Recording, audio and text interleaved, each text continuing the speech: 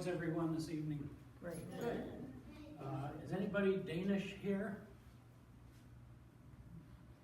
All right, we're trying to figure out about how much of Greenville is still of Danish heritage after all this time. Does anybody have a clue on that one? I know a lot of Hansons and Christensens and Petersons and, you know, people with Danish names, but I don't know. I know there's a lot of other people too who have come here since. So, if you picked up the program calendar for the fall, there are some back here that you are the first to pick one up because we got them hot off the press.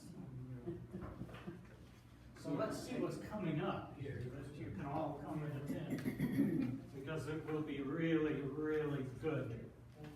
Wow, acrylic poured canvas. Learn the basics of planned and unplanned acrylic paint, pours, and take home a unique canvas for your space. All materials will be provided. That's Wednesday, September 6th. And a lot of cool stuff. There's an English paper piecing take and make. Many of you like the take and make crafts that we have here. And those are always fun. And then there's marble magnets as well at the same time. I'll take home for craft. kids. That's marble magnet. That would make sense, yes. The library kitchen on September 20th, and a lot of other cool stuff. Please avail yourself, okay? And I'm Tim. I've been working here since about the founding of the city, and I'm going to introduce you to someone who has grew up in the 70s and the 80s and the 90s in Denmark, the ancestral homeland of some of you, and his name is Jesper Dinesen, and I will give him the floor. Thank you very much. So let me start by saying that I am not a trained speaker. This is not something I do every day, but apparently somebody thought it would be fun to listen to my story, so here I am. My wife should be mad if I'm not going to correct you, Tim, so I'm sorry. My name is Jesper with a Y. So it's pronounced Jesper, but that's okay. Yeah, I didn't tell you that. I didn't tell you that. Well, I thought I knew. No, you're fine. You're Okay. fine. But yes, I really do respond to all of them, even the American way, if you will. But in Denmark, J's are pronounced with a Y, so it's with a yes. So, as it says, I was born in 1974, and this is just some pictures of kind of I had growing up. Anybody who doesn't know what Denmark looked like, this is Denmark. It's very small. Anybody have any idea how small Denmark is? It's in Michigan. Huh? It's in Michigan. You can fit it twice in Lake Michigan. So landmass wise, you can fit it about twice in the lake itself. So it's tiny. We have 5 million people growing on 6, and a lot of the people today are actually immigrants from Turkey and some of the southern countries. Apparently, back in the 60s and 70s, we had a lot of jobs that Danes didn't really want. So we said to a lot of those southern countries, please come up to us and take all those jobs. And they did. And so we actually have a little bit of an immigration problem today, where there is some growing sides of racism and some of those things that you now are dealing with when you have a couple of different cultures coming together in a country. We have third generation immigrants who have more respect for their family and their family patterns than they have from the authorities and that kind of stuff. But I think Denmark in general is dealing pretty well with it. But obviously, some of the same type of problems that you're having over here, but just on a much, much smaller scale. This is me. This is the day I was born, and that is my mom's hand. Can't be much more, that's how it started. This is my two sisters. This is me. And this is my biggest sister, Helle, and my middle sister, Annette. And again, very Danish names, and this is my sisters. They are still alive today, my sisters. Helle is 9 years older than me, and Annette is 4 years older than me. We kind of all have 3 to 4 years apart. Both my mom and dad have passed away. My mom passed just last year, and she was 74, I forget. And my dad was 53 when he passed away, and he passed away in 93. So it's been a long time since that happened. Okay, by the way too, if I speak too fast, please let me know. Oh, hang on.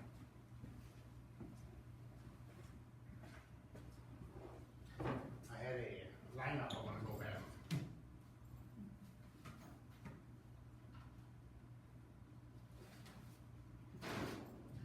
I did bring some things for you guys to come look at afterwards if you want to see it. There's a Danish newspaper and actually a Danish telegram. So, some of those things that I got from my mom.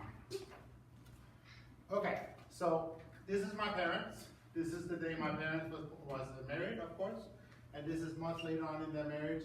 At this point, they have been married for 25 years. And I think it shows.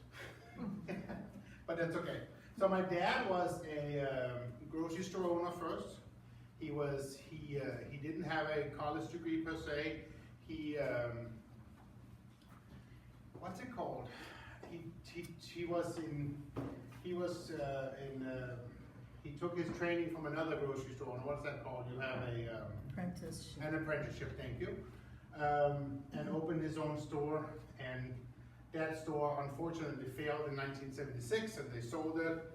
What happened is, this was about the time where all the big malls were coming out, so the big mall came to town and kind of shut down my dad's small grocery store. That happens. After that, he became internal sales guy for it's called, the market was called Osaka, much like Spartan stores over here. So he started working for them, and he was buying all their wines. And then when they shut down, after that, he became a guard at a bank. But he wasn't guarding money, he was guarding equipment at the time. They had no money in there, there was just equipment, so that was that. My mom and dad always worked. And this is very normal in Denmark, that you have two working parents. I mean, the family's gotta be really well off if there's only one working parent. And in most families, I think if you have one car, then you're good. You certainly don't have two cars. That was, I think, growing up, definitely something that you had. And again, in the more traditional patterns, if you will, even though mom had way further to get to work, dad had the car. That's how it was. Public transportation is much, much better in Denmark, so mom would take the train every day to work. She worked in Copenhagen. First, when she started her career, she was a typist, and she ran a whole room of typists. I think at one point they had 25 ladies all sitting in this room and typing. She always worked her entire career. She worked for a governmental body handling educational loans. So in Denmark, the educational system is much different as well. And so most loans, when it comes to education, are always backed by the government. And so they are lent by the banks. But then if they don't pay them back, now they're going to get paid off by the government, and now you owe the government that money back. And so all of a sudden, now you have to deal with this body that my mom worked in. And as I said, when she started, she was doing typing all the letters. Again, this was in the 60s, 70s, and it would be in the 80s. But then, as kind of time went past, it all got computerized, and she became a case manager herself and was managing all the letters and managing the loans herself, and that kind of came about. So she retired in, I want to say 99.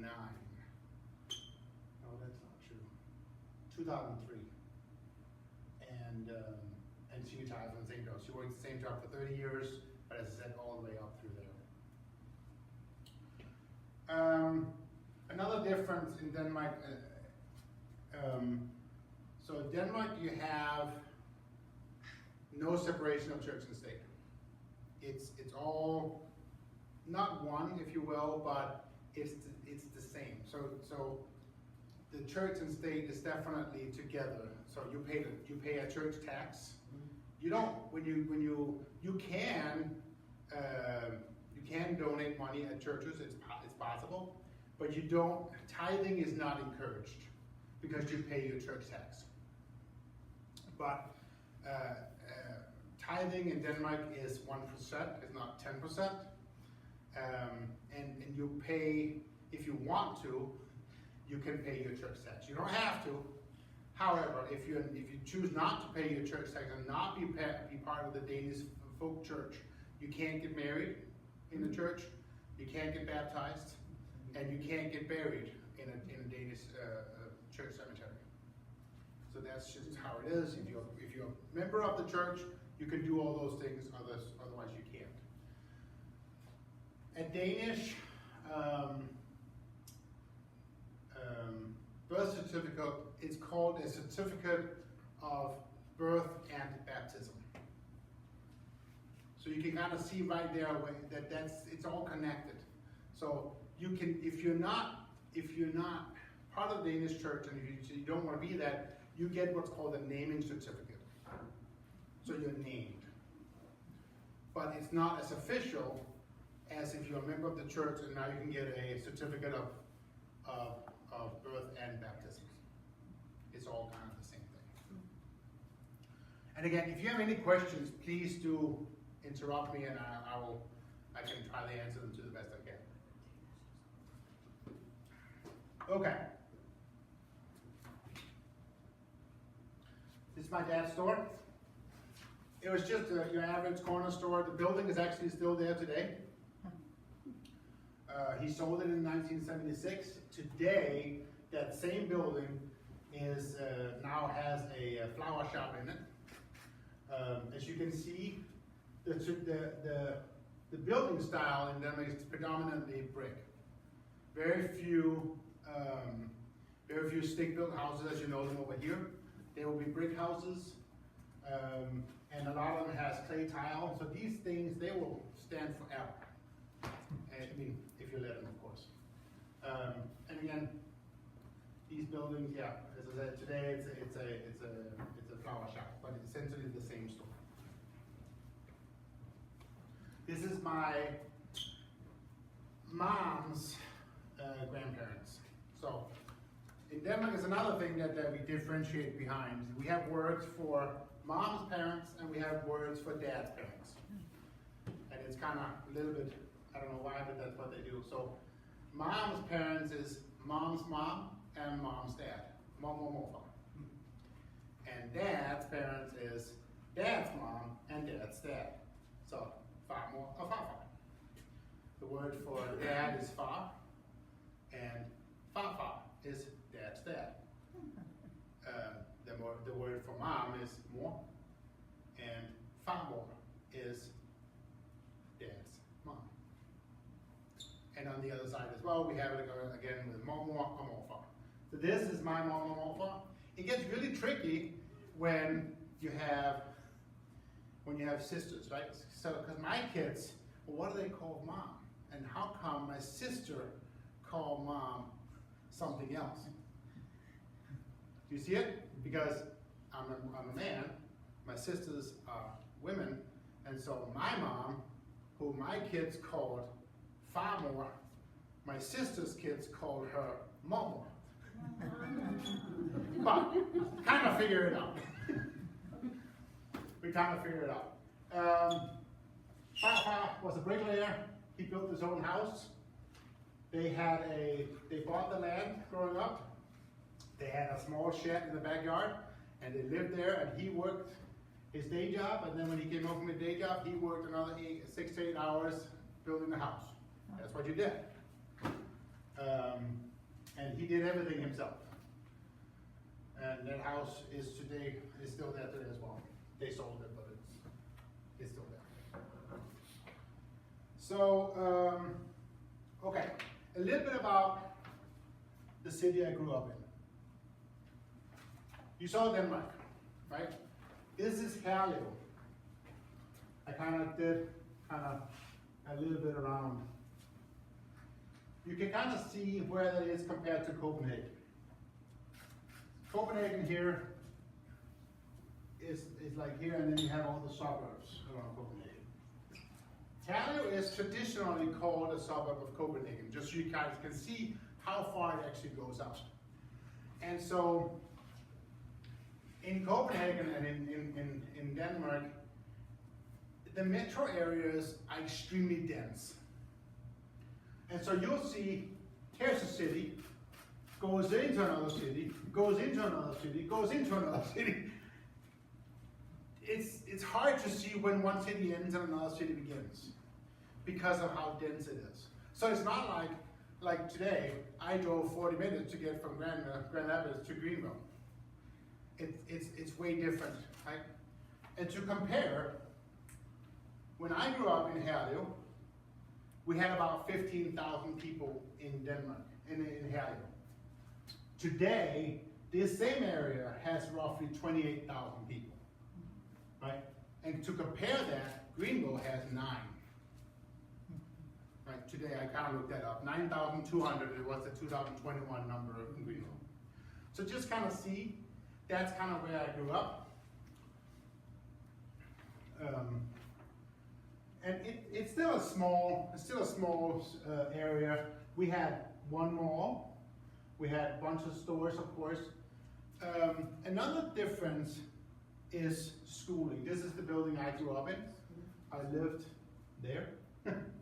Actually, this was we lived in this apartment right here. Again, still looks the same today. This was built in 1974. Obviously, this is not brick, this is all concrete. But again, this was the same at the time in the 70s, 80s. They came in with big cranes and they just put the units in place because they needed people to, need places for people to live. So they built these extremely fast, and that's what it was. That's the kind of, we still live there. For some reason, I'm not entirely sure why, after they sold the store, my mom and dad sold the store in 1976. There was an apartment connected to the store, so we lived in the store. When we sold the store, Mom became scared of living at the ground floor. Don't know why, but she just did not want to live down. So she only wanted to live in apartments after that. That was the only way she felt safe. So we did that. Okay. This is the big area of all these apartment complexes. You kind of see where that is. That was the complex I lived in. That was my school. So that was how far from the school we were. Literally 10 minutes of walk, right? And a lot of people is the same way. Now, that's another big difference in Denmark school system. So over here we have, obviously, help me out, this first school, what's it called? Elementary. Elementary, and we have middle school, we have high school. Okay, we don't have that in Denmark. Okay, we start in school, in kindergarten, and we go to school through 10th grade. Then you're done. Now, then you can take a preparatory degree for college, and then you take college. So, now, your 10th grade, your kindergarten through 10th grade, and your preparatory degree kind of fits with your high school. So that's kind of how that works. Quite often, the preparatory degree is called, you may have heard this before, it's referred to as gymnasium. Have you guys heard about that term? Okay, so that's what it's called. It's a 3-year gymnasium if you want to, or you can do a 2-year, I guess it's called a office degree or something like that. But essentially, it matches with a associate's degree, and then after that, you take what matches a bachelor's degree if you want to go to college.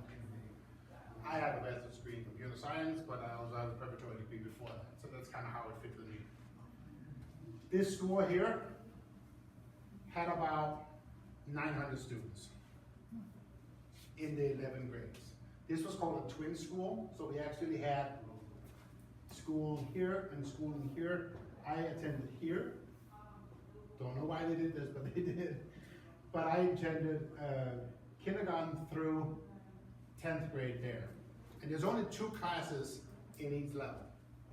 And to make it even more fun, you have the same main teachers all the way through.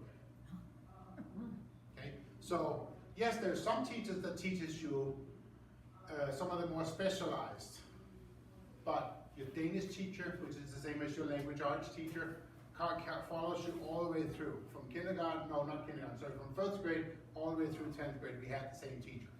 The same with biology, we had the same teacher. So they kind of follow you all the way through. And then we had, obviously, all the other ones that, you know, we had, in Denmark, you are taught German from 5th grade and English from 3rd grade. So when you're done in 10th, most people today will have had English for at least 7 years and German for 5 years. Now, my German is pretty weak today, I must admit. I don't talk it, I know how to speak a little bit, and I can understand most of it, but I'm not good at talking at all. Obviously English, the fact that I got a degree in computers just is why I was so good in English, because I kept using it.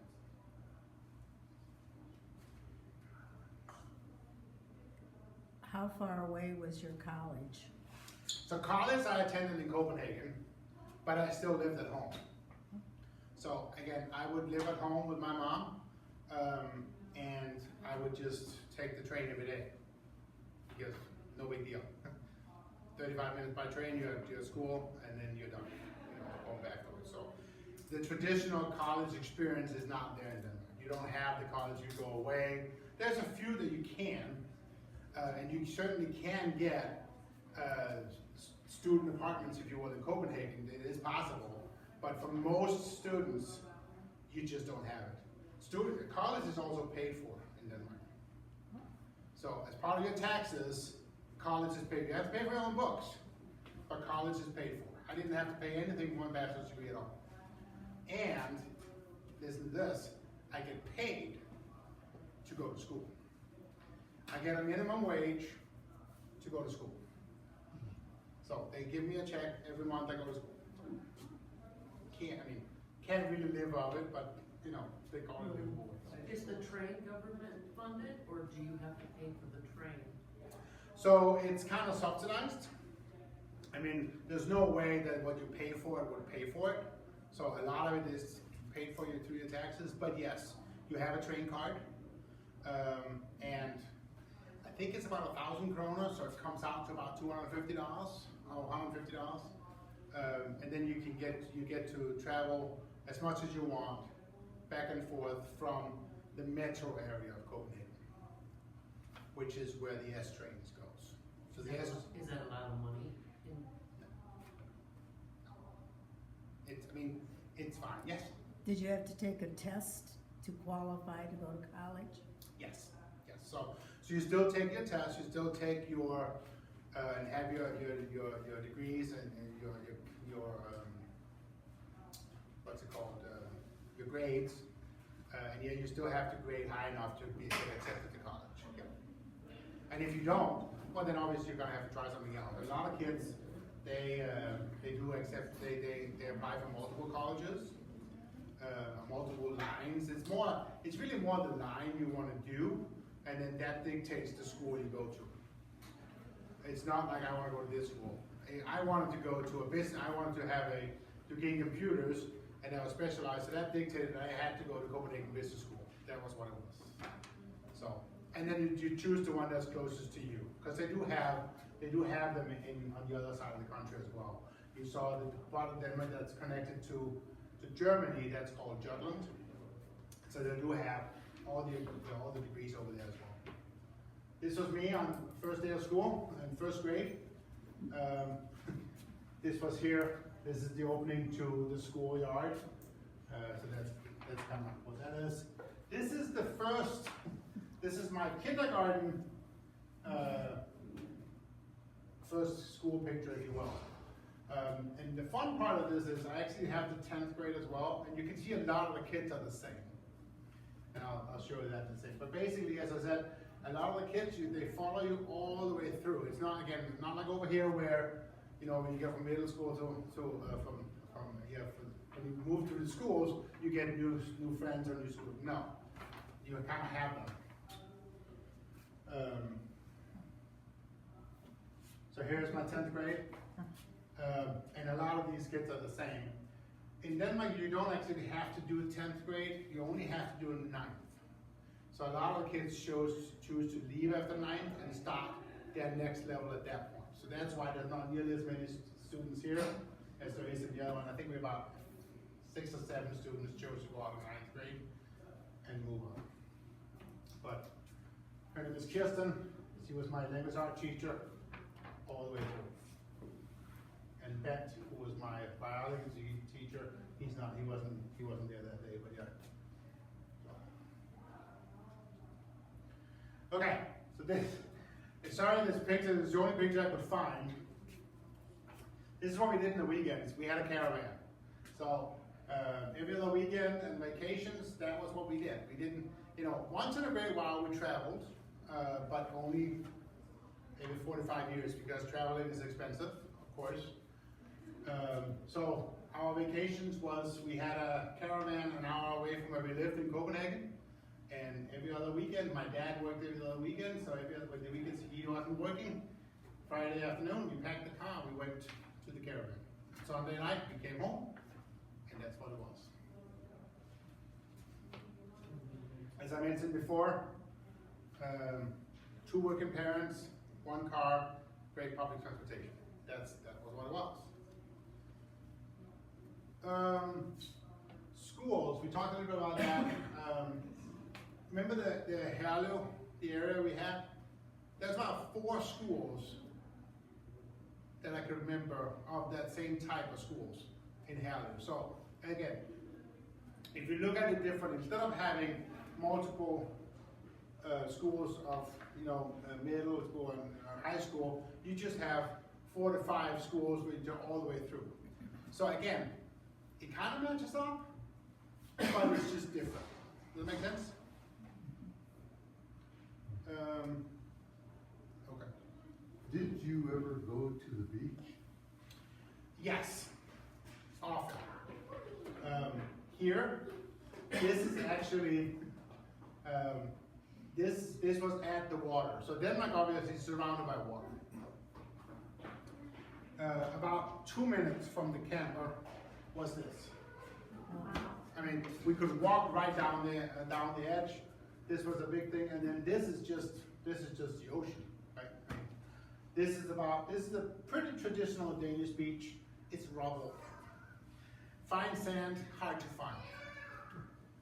So most of it is rubble and seashells and that kind of stuff. But yeah, actually, when I first came over here, my first experience with Lake Michigan was very,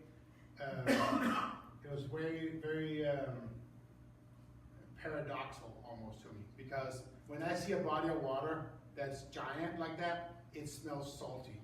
Oh, yeah. And when you stand in front of Lake Michigan that is not salty, it's like all wrong. It's like, this is not right at all. Because you stand in front of this body of water that looks like an ocean, but it's like, where's the smell? And trust me, you can smell that it's an ocean. Because if the wind is right, it smells very nasty. Because you have all the rotting foam and stuff like that that comes up on the sea. It kind of smells like that. But you know, most days, yes, this is what we did. We had beach, and we had a lot of people who lived in the campground. They had boats, and they would go out and then we would go fishing and stuff like that. So.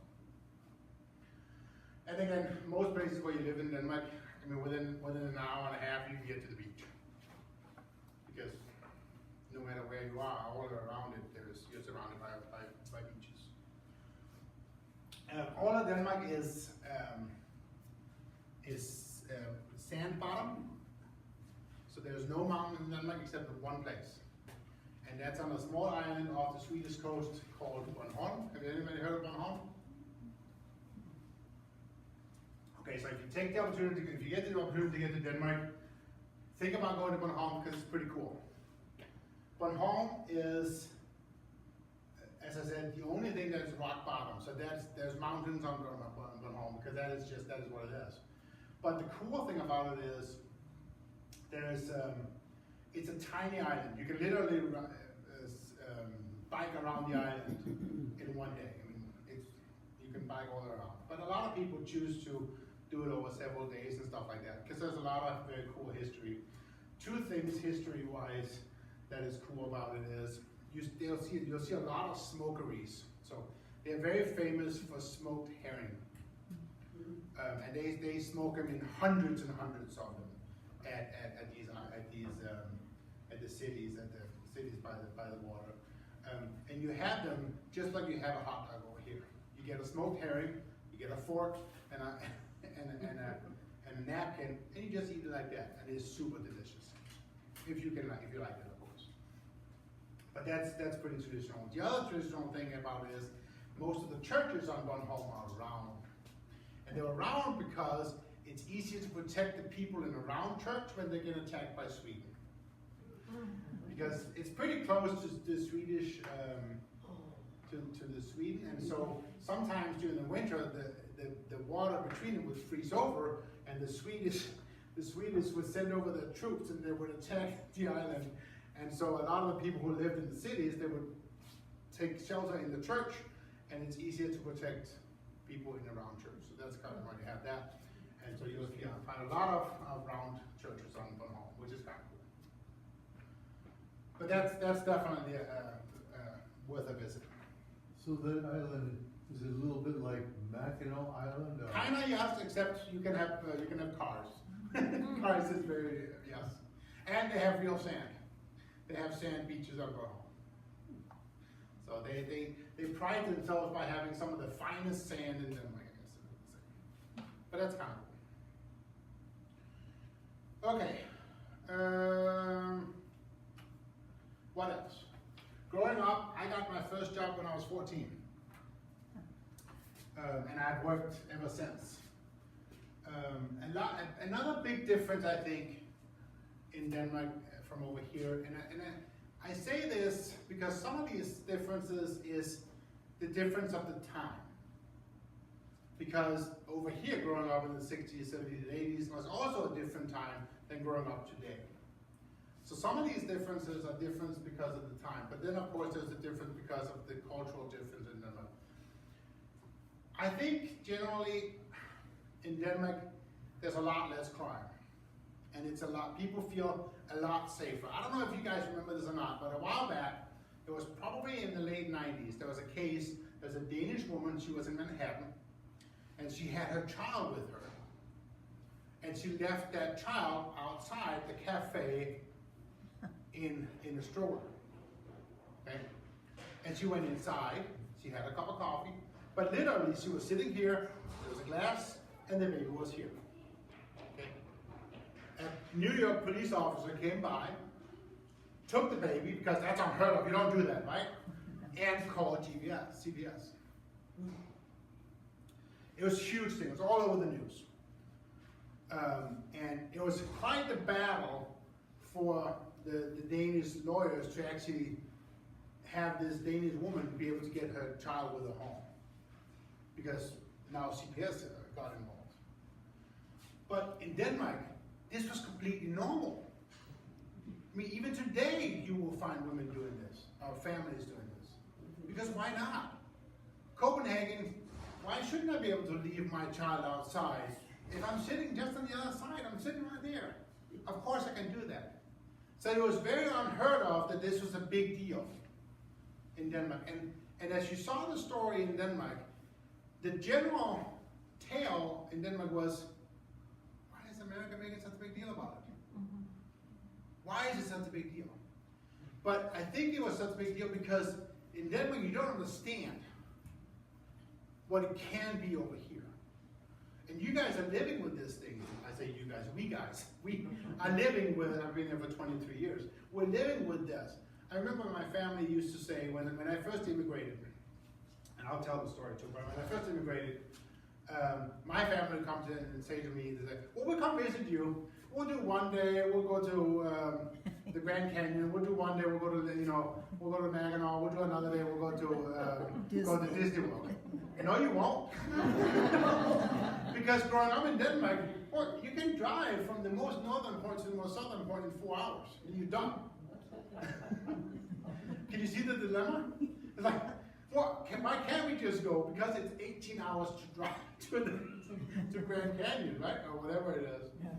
And so, when you're not used to those distances, growing up in little Denmark, it's like, you can't really fully understand how big America is, okay? And you don't fully understand the depravity, if you will, of crime, right? I mean, yeah, I hear about crime all the time. My mom was very, very aware of the crime in America when I first moved over here because, every day then you read about crime somewhere in America, and she would like point out to me, I was like, Mom, that's in New York. I live 18 hours away, right? And being in Grand Rapids, being in Grand Rapids is different from even Greenville and any other of the big cities. We luckily don't have the crime here as you have in New York or Chicago or some of those areas. And I wouldn't want to be there if I had that, because I like Grand Rapids, I like to be safe. But that was kind of, she would read about all these things happening, not realizing how far they were. She would see the signs by the highway where it says, this is close to a prison. Don't pick up hitchhikers. So you see those signs? Yeah. And she's like, people escape from prisons often? I said, no, Mom, it's just right. But that's what she thinks, right? This is the things that goes through her mind as we're passing all these things that we take for granted. So everything is just so much smaller. So,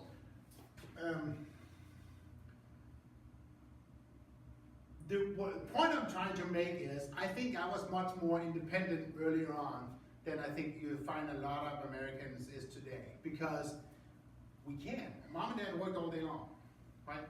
I would walk home from school. I was alone from, my sisters was home, but pretty much from 2, 3 o'clock when the school went out till 6:30 when Mom and Dad came home. I was alone. What you did. And so there was after school activities that you would do, or you would go to your own. I was a Boy Scout, so I had Boy Scouts. I would go to that myself. I would drive go on my bike, or other things. We had after school programs, music, and all that stuff. If you did that, sports is generally not connected to school in Denmark. So if you want to go to a sport, you do that, but it's a sports association. Like if you want to go to swim, you join the swim club. It's not a swim club attached to your school, but it's a swim club in the community where you live in, and you can do that. Same with basketball and football and soccer and that kind of stuff. But again, it's clubs. It's not associated with your school. So a lot of my friends went to the basketball club, and they were pretty good at playing basketball. But again, that was just something they did after school. They would take their bike and they would go to practice. But Mom and Dad wasn't really involved. Whereas over here today, quite often, kids go home, they take the school bus home, and Mom and Dad has to take them to practice. Right? Because it's not something you can just go to. It's not that easy. School buses wasn't a thing. Still not a thing today. I mean, if you live far enough away from school, you take the city bus. But otherwise, you take your bike.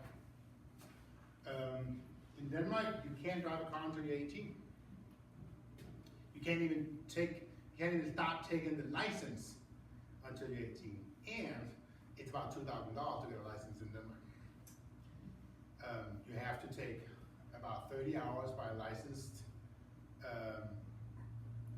driver. He has to be licensed to teach you. So you first have a written test, and that's at school. Is you take 8-week test, you get to the training. They teach you how to do it before you're even allowed in the car behind the wheel. And then you have to take that written test, and you have to pass the written test. And then you take 30 hours, about 30 hours on the road before he will then deem you ready for the road test. And all of those things cost money. You pay individually for every test, and every test is about $125. Every class you take with a written. So it's pretty expensive to get a license. And then I never had a license in Denmark. I got over here. I was 26 when I got over here. I went down to the what's it called, the DMV, and I took my written test, which is kind of a joke. I paid, what was it, $25 for that, I think, and $13 for my road test, and $38 later I had a license. And I didn't drive in Denmark. I mean, I didn't. I've never driven in Denmark. But I took my because I was 26, it was a lot easier for me. I took my written test, which was 30 multiple choice. And then I drove with Michelle next to me, she's my wife, for 30 days, and then I took my test. That was it. So obviously getting a license in Denmark is a lot different. You also now have, they made some changes a couple of years ago, you have to have you have to know how to give, what's it called, mouth to mouth? CPR. CPR, yep, that's required. Now you have to pass the CPR test to get a license. And you have to have multiple lessons on what's called a frozen road. So you have to have known what it means to drive on black ice. And they teach you to do that. Because Denmark is higher than Grand Rapids, are higher than us. It's about the level of UP. So we get cold. It's cold over there. Again, that's longitude. Is it called longitude? Yeah, I think it is. It's about the level of UP. We don't get quite as much snow because we have the opposite effect as the lake effect. Because the English Channel brings milder winters from down south, and so we kind of laying there. So a lot of the snow and stuff ends up in Norway and Sweden. They get a lot more snow than we do, which is kind of nice, but it gets cold. It gets super cold. And then of course, in the wintertime, about 3:30 it's dark. I mean, dark, real dark. And it gets in the morning. Sun doesn't really come up until 8:30, 8:45. So it's short days in the winter time. But you get used to it. That's kind of part of it. I remember when my wife, she would first visit Denmark. In the beginning of our marriage, we would visit Denmark to show off the kids. You know how it is. We had our own babies, and all of a sudden we would come home. But you'd go home for the important holidays, for Christmas and that kind of stuff. But Christmas in Denmark in the winter is just not that exciting, I must say. It's just not. It's cold and it's dark, and yeah. So there's not a lot of apart from obviously spending time with the family, there's not a lot of things to see in Denmark. We just did, last year we did the trip, we kind of did the touristy trip where I took the kids home, and we kind of did 3 weeks in Copenhagen and did all the fun things. That was very exciting because in the summer, Denmark is beautiful. I mean, it never becomes much more than 85, so it's very comfortable, and lots and lots of beautiful days. So definitely, if you want to visit Denmark, do it in the summer. That's what I would recommend. It's definitely by far most beautiful.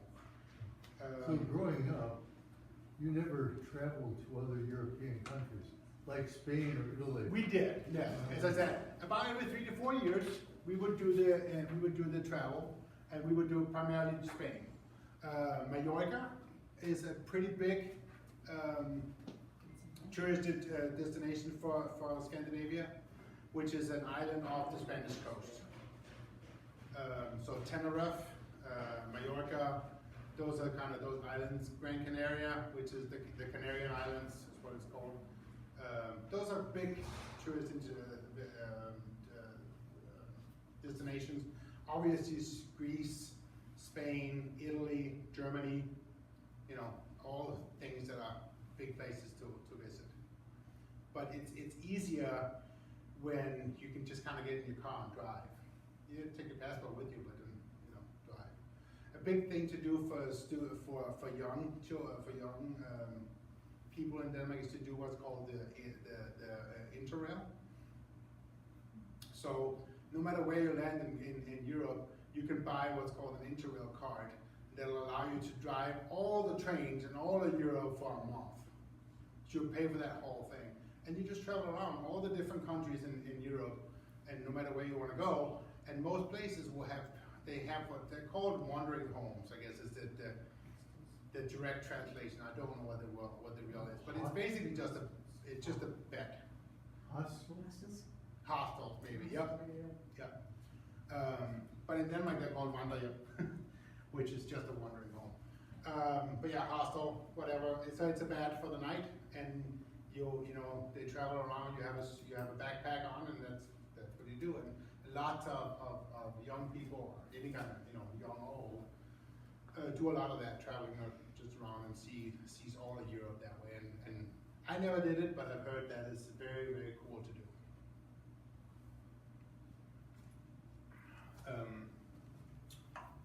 But yeah, I traveled. I was on the airplane the first time I was 6. I was with Air Iberia, I guess is what it was called at the time. But yeah, again, we did that. So I flew probably 6 or 7 times growing up. So definitely something that you did do. Did you come to U.S.? So no.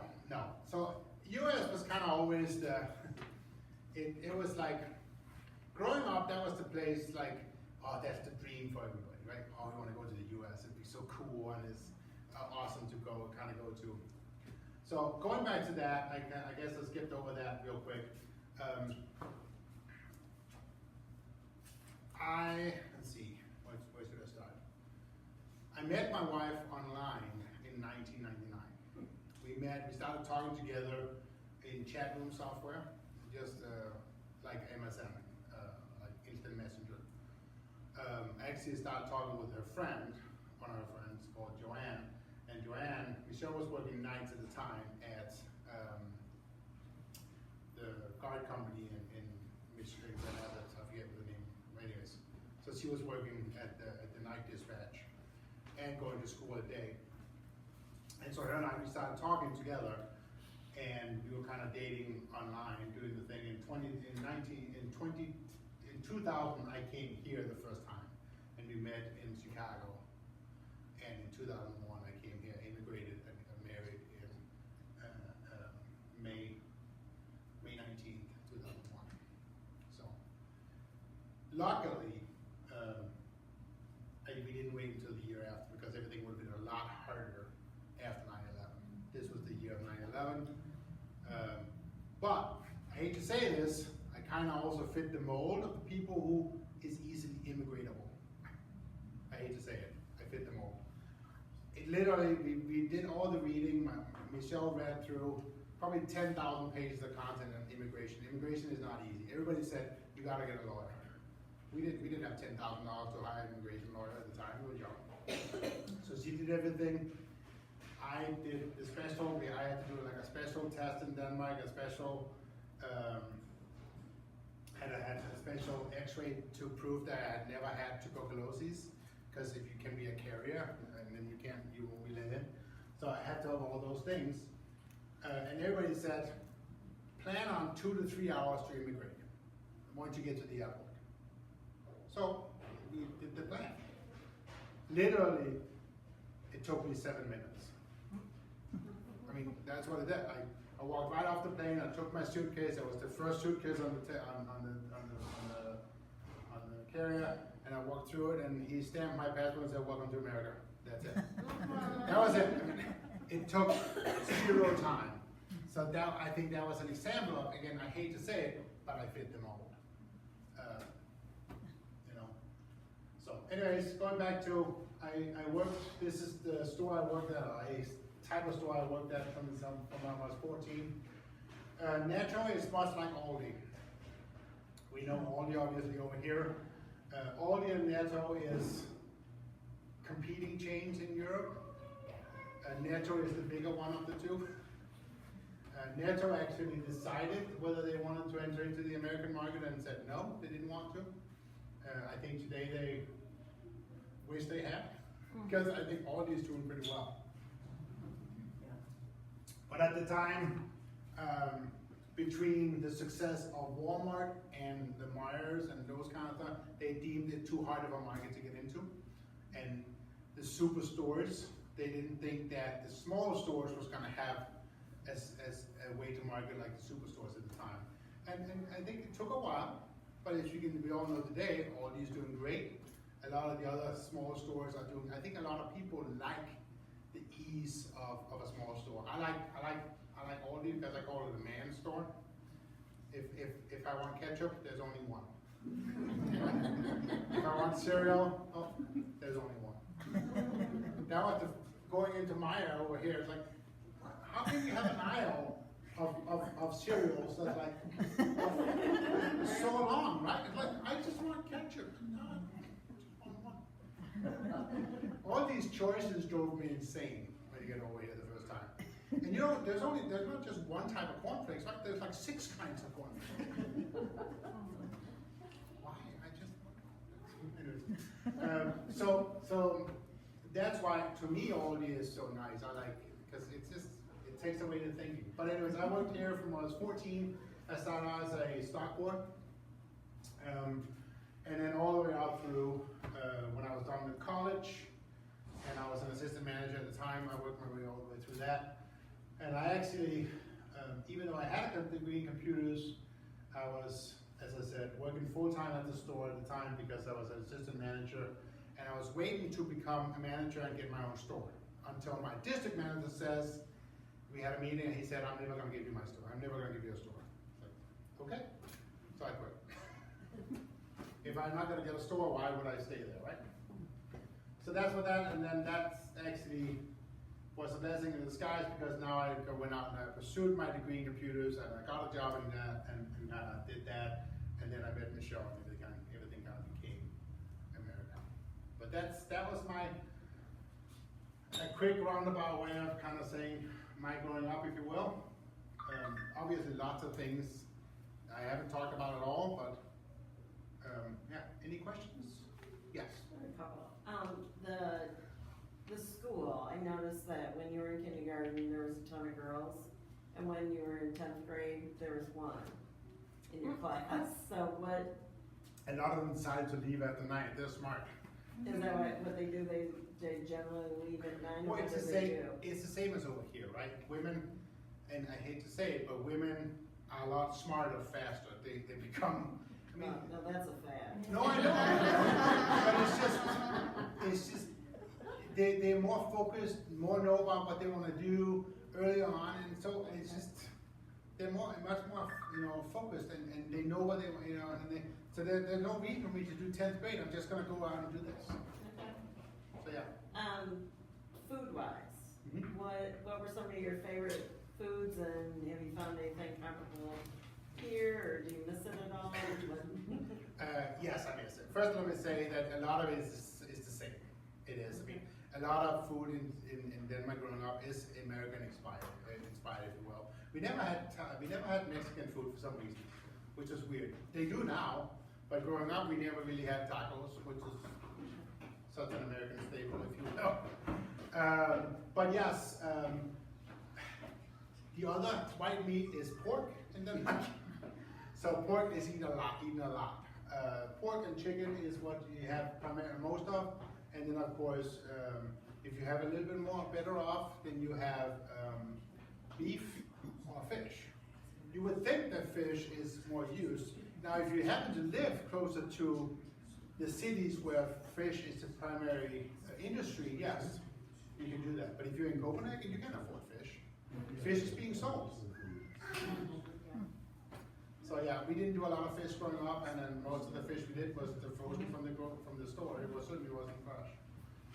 I noticed when I was in Copenhagen, they would serve their dinners with a fried egg on top, and we don't do that. Is that something you carry on in your home cooking, or? No, but if I make it, yes, I will do that sometimes. But egg is often part of dinners. An egg pan, if you will. It's basically just bacon and eggs. You cook it in the pan, and you serve it with potatoes to the side or green onions, and that's dinner. Put it on a piece of bread. That's dinner. What I miss a lot of is open-faced sandwiches. I miss those a lot. And I could make it myself. It's not hard. I just don't. I do have. There's a place in Grand Rapids that makes the bread. The dark rye. So if you ever want real Danish-inspired dark rye, they do have it at Field and Fire at the market in Grand Rapids. Field and Fire? Yep. Every Friday they make them. It's called Scandinavian rye, and it's super delicious. Do you know anybody in Grand Rapids that does the rollables? The what? Rollables, forget it if you don't know what it Roller? is. What's, I don't know how you say it, so. Rulebus? No, rulebulse. Yeah. No. There you go. No, I don't. Unfortunately, I don't. But I mean, rulebulse is not that far from. I mean, it's really not that far from your the round at the store. What's it called over here? It's like a processed meat. Doesn't taste that different from. Salami? No, not salami. What is it called? Salami? No, it doesn't taste like that. No, it's not pepperoni. It's a white. It's a big. What? Bologna. Yeah, it's not different from bologna. Oh, it tastes a ton different. I think it depends on whether you get a good a homemade or good one. Yes. Okay. Yeah. Well, so you know, Jordy's Deli does it sometimes. Oh, At nice. this time of year. For Well, I us. have to try that then. I don't know if they've got any this year or not, but. But I mean, salami, obviously. But that's just you can buy real, butcher salamis over here, Yeah. and they're made the same way. One thing I missed that it's impossible to get over here is liver pate. Oh, yeah. And growing up, that's a staple in them. Like every grocery store will have 2, 3, 4 kinds of liver pate, and it's just what you eat. It sounds gross, but it's super delicious. So. Frank and Miss have liver pate at Zender's. They do. So it has to be the one made on veal liver. So that's the best one. You can buy goose liver pate. That's easy now, but no, it's gotta be veal. I'm picky. Yes.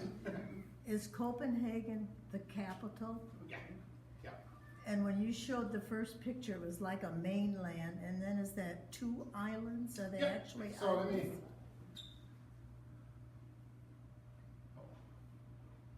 me go back. So this is Zealand. This is Fyn. And this is Jutland. This is connected to Germany. This is a separate island, but it is connected by bridges today. So you can actually take the train today from Germany and all the way through to Sweden. You can take a train now. There's a connection here between Copenhagen and Malmö that has a train. That's a big part of it is underwater, and a big part of it is suspension bridge. For about 2 weeks, after that bridge opened, that bridge was the longest suspension bridge in the world for 2 weeks. Oh, really? Then the one in Japan opened. But yeah, it's a man-made. They actually made an island in the middle. They made a man-made island, and they dug a tunnel underneath to the island, and then the bridge the rest of the way. That way you could have the big boats go over the tunnel. Did your grandparents, they lived with Germany invading Denmark. Did they ever talk about that? And what is your attitude towards Germany? My attitude towards Germany is very positive. I mean, in general, you will find that Denmark is very forgiving. I mean, we were one of the first countries to forgive the national debt to Germany that they felt that they had. We just said, no, it is what it is. So I think the Danish population is very forgiving. As a general rule, we don't have any bad feelings towards Germany. We understand that, I mean, it was a very small part of the German rule, if you will, that dictated that war. It really wasn't the biggest part of Germany. They didn't believe in what was going on. They were just, it was what you did. So yeah, no, I mean, he went to Germany all the time and had a very good relationship to German. No, So do you speak both English and German? Ein bisschen. I only speak a very little German, but I understand it more, but yes. Yeah. But grammar-wise, German, so Danish is actually a Germanic language. So it has, the grammar is borrowed from Germany. So grammar-wise, it's closer to German than to English. So yeah. But that's just how it is, yeah. It was, my German teacher said it's easier for you to learn German than English, which of course wasn't the truth because we all spoon-fed English, right? Because it was all over around. I mean, all the movies, they don't dub movies in Denmark anymore, haven't forever. So all the movies we watched was German, was English, of course. Was it hard for you to feel comfortable with English when you came to the United States? No, because I spoke it every day. I mean, as I said, I have a degree in computers. All my books was English because if you have to wait for your books to be translated into Danish, they're too old. So we were taught in English. We were taught. Yeah, no, that was just what we did. Oh, interesting. So yeah, no, we couldn't wait for someone to translate the textbooks. Oh. It would be too late. Yeah. Did you ever visit Poland? Yes, I did visit Poland once. I visited Poland in '88. So this was just after the wall fell. And it was crazy because Poland was part of the Russian side after the war. And driving, again, I was probably, so this was in '88, '89, I was 15, maybe. It was a school trip. And we took a boat from Copenhagen to Gdansk. Gdansk is a city up by the water. And then we took a train down, 6 hours down through Poland to a city called Poznan. But all we saw was pre-war Germany, if you will. Because Poland hadn't moved at all in 50 years. People was attending to the fields with oxen. It was crazy. This was in the late 80s, and they were still attending the fields with oxen because they had no money. Russia had just sucked out all the money of Poland, and it was just to pay money to Russia, right? And so it was so poor. We were told, again, I was 15. We were told bring toilet paper, bring socks, bring underwear because they don't have it. We were visiting another school, a school class down there, and it was a school trip. I was there for 4 days. It was an amazing experience, but I had brought $50 because we were told to bring dollars. You couldn't buy zloty. That's the currency. It was illegal to bring zloty out of the country at the time, so you couldn't buy it other than in the country. So they said bring dollars. We lived like kings for 4 days for $50. Stayed at a 4-star hotel 5 miles outside of Poznan. We did cab rides all the time. And I mean, imagine this. Imagine the attitude of these adult cab riders. And here was 15-year-old punks that was just spreading on the money. It was ridiculous. But yes, I did. Yeah. You had a question? I just wondered about the church. What churches are prevalent in Denmark? It's a Lutheran church. It's Lutheran. And I should touch on that a little bit. Even though you grew up, we certainly didn't believe. So don't think that. I mean, my family wasn't religious at all, but we were part of the church because that's what you did. It was a state church. There was no belief. There was no, again, I didn't know what it mean to be a part of a community where your tithing goes out in your community. You see your money goes out to help families in your you don't see that in Denmark. Right? If you live on the street in Denmark, it's because the government has failed you. That's the attitude. I mean, but it's also kind of true because you don't have to live on the street. There's so many social patterns in place that you can choose not to. Because you can always get help. Unless it's because you have failed the system because you cheat or you do all these things so you don't fit the mold. Right? And there's gonna be those people. But the social system of Denmark is you don't have to live on the street. You don't have to not have food. It's all there for you. But again, the tax rate in Denmark is about 50%.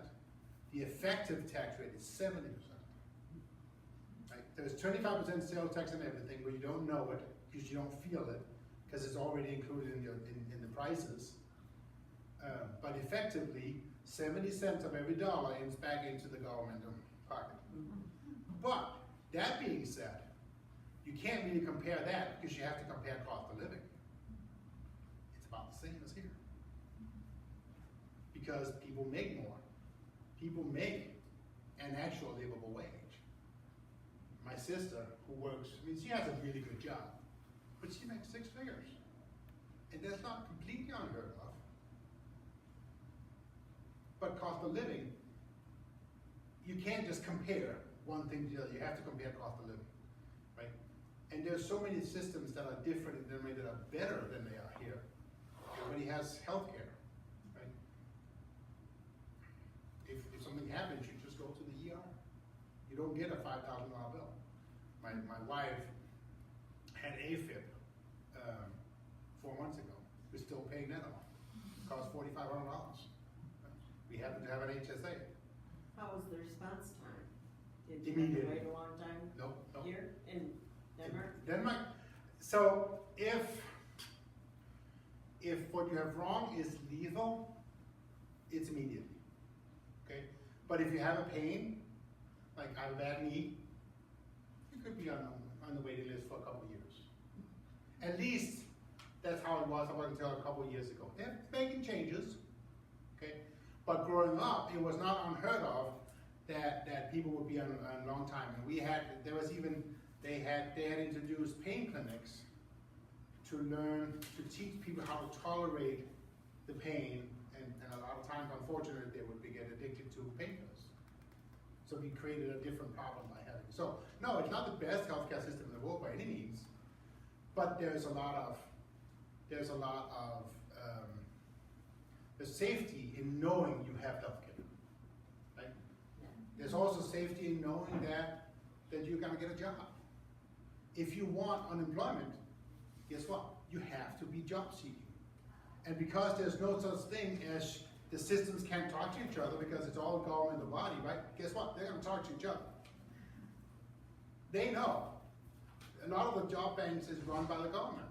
So over here, if you want to get your unemployment, guess what? You better be seeking the job because if you're not gonna get your unemployment. It works. You also have 37.5-hour work weeks. You have everybody has 5 weeks vacation. That's something you have. It's a right in Denmark. As a wife, as a mom, as a new mom, or any kind of if you have a child, you can have up to 1.5 years of paid maternity leave. Paid. Right? And the companies have to keep your job. So guess what? You still have a job when you're done. So the safety nets are there. And the focus on the family is higher. Is it a democracy then, or socialist? So Denmark is actually the old the world's oldest monarchy. It is a monarchy, technically, but it is a democracy, just like Britain. Yeah. But we have the sitting queen, who is Queen Margaret II, is actually part of the same lineage that they track all the way back to the year 850, which is the oldest lineage monarchy in the world. Yeah. It's pretty interesting. So if one was to go visit Denmark, I'm assuming Copenhagen is the main tourist area. Yeah. Do other tourists like go out further, or is there not really anything to explore? Oh, there's tons of things to see. There's tons and tons. So it depends on what you want to do. First of all, there's tons. Most of the castles are also museums, so they're open for the public. You can go into them and that kind of stuff. Some of them will charge, charge an entrance fee. Some of them won't. But if you like to see castles, go to Denmark because there's tons of things to see. And all along the west coast over here, if you want to, you can see German bunkers that are open to the public. So what happened is, Denmark is a very strategic, good place to have from a naval perspective. This is why during the during the Second World War, we were one of the first countries that they took. And then the Danish government capitulated the day they walked over the border and said, "Here, take the keys, we don't want it." So they just left. And the first thing Germany did is that they disbanded the entire police force. And what happened actually, a lot of the police became the Danish resistance. And so they actually helped a ton of Jews through Germany and into Sweden, where they were peace there. But they walked all the way up. A lot of these main roads here are actually built by German. And that was the whole Blitzkrieg concept. The idea was you have to be able to move your troops fast. So a lot of one thing that Hitler did really, really well was build infrastructure. So a lot of these roads were actually built by German. And obviously maintained today, so what they did was they built bunkers all the way along the west coast, all the way up to the top, because it was such a strategic, important thing to hold, because this is the entrance to the Baltic Sea. So if you want to get over to that side of Russia, you gotta go through Denmark. So it was a pretty strategic thing to hold. And so you can visit bunkers there. So there's a bunker museum. That's pretty important to see, pretty cool to see. We have, if you like to see history, that kind of stuff, there's a ton of churches, obviously. A lot of those churches are well over 1,000 years old. Copenhagen obviously have a ton of different just architecture. A lot of the architecture all the way down to Germany and down is actually inspired by King Christian IV, which is one of the guys who was really well thought for building infrastructure. So he did a lot of that. But now again, there's so many things to see in Denmark that, yeah, you can spend a week in Copenhagen, yes, but take the time, go over here. Bornholm is over here, off the Swedish coast. But yeah, there's lots of things. At the very top of it's affectionately called the branch, and it's kind of cool because you have two waters meeting each other. So on a windy day, they do this, and it's pretty cool to see. We visited this summer, and we walked all the way out there. My kids had the opportunity to see it. It was very windy that day, and you saw these two waters that comes together, and you create this effect, which is pretty cool to see. So Sweden was neutral during World War II and a safe haven for Jewish? Yes. They stayed neutral just like Switzerland. Yeah. Where's Legoland? Så vi er retro Legoland i Billund. Billund is Legoland. Lego, everybody knows what Lego means? Huh? To play? To play well. So Lego is the first two letters of play and the first two letters of well, play well. The story of Legos is in Billund, the guy who came up with it, he had a bicycle factory, if you will, but then he liked making toys as well. So he started out by making wooden toys. Then his wooden toy factory burned down, and the money he received from the insurance company allowed him to bring in the first injection molding equipment in Denmark. And so he came up with the interlocking piece. And by having the interlocking piece, he received, in Europe, he received the right to be the only one to make interlocking pieces in Denmark for 50 years. And that's where it came. And then it actually when they lost the right, they almost went down, bankrupt, but they hired a CEO that was able to turn around, and today, we all know how big they are today, and they produce like 1 trillion pieces every day or something ridiculous. And actually, Billund, most of the economy in Billund is Lego. A lot of the people who live there, they work at the factory there, and that's what they do. It is a really cool place to go. It is, no, it is. Lego, the interesting part is the Legoland over here is actually not run by Lego. They're run by companies that are hired by Lego to run them, but the original Legoland is in Billund. And that's interesting is they have miniatures of a lot of the buildings from like in the 50s of Copenhagen. So a lot of the, like, for instance, they have a miniature of the airport in Copenhagen, of what it looked like in 1950. So, kind of cool. But it's very, my kids, we've been there. So. Is that larger landmass, the peninsula, is that as well populated as like Copenhagen? I don't think so. Again, Copenhagen has about 1.5 million people living here, probably in this area here. But we have 6 million people living all of it, but I honestly don't know. This is a pretty big city, Aarhus. Odense is here, so the 3 big cities is Copenhagen, Odense, and Aarhus. Those are the ones that are generally considered the biggest cities. So here is a city called Roskilde, and at one point that was the capital city of Copenhagen, but the king moved it to Copenhagen back in the time. So yeah, it was here first.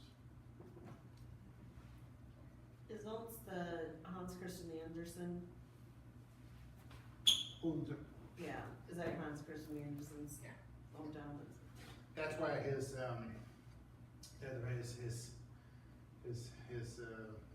youth home is. H.C. Andersen and Hans Christian Andersen, if you read the actual stories, my wife got she was pretty, when she first read it, we received a exact translation of the original stories. These are not kids' stories, guys. No. Even though they are supposed to be, but these are not kids' stories, so be careful with them.